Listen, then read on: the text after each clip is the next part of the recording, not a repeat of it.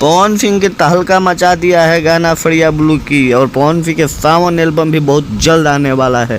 पवन सिंह ने फरिया ब्लू की के मीटअप रखा था, और उस मीटअप में मीडिया वाले ने सवाल पूछा कि भैया सावन भी आएगा, तो मजाक मस्ती करते हुए पवन सिंह ने कहा कि ये क्या कह रहा है पगला, सावन एकदम जरूर आएगा, और सावन में एक से एक ब्लास्ट गाना आएगा, क्योंकि महादेव के भक्त हैं पवन सिंह और महादेव के बहुत अच्छे से मानते हैं, और हर साल सावन में उनका गाना आता है, और पूरे देवघर से लेके यूपी बिहार जहाँ जहाँ भी लोग भोजपुरी समझते हैं हर जगह सावन में पवन सिंह को गाना बजता है।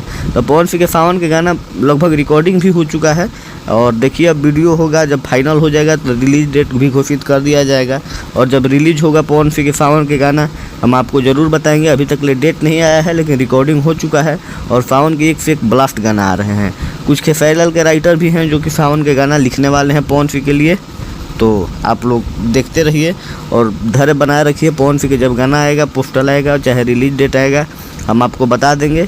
तो चैनल को सब्सक्राइब कर लीजिए सारा अपडेट पाने के लिए। जय भोजपुरी, जय भोजपुरी समाज।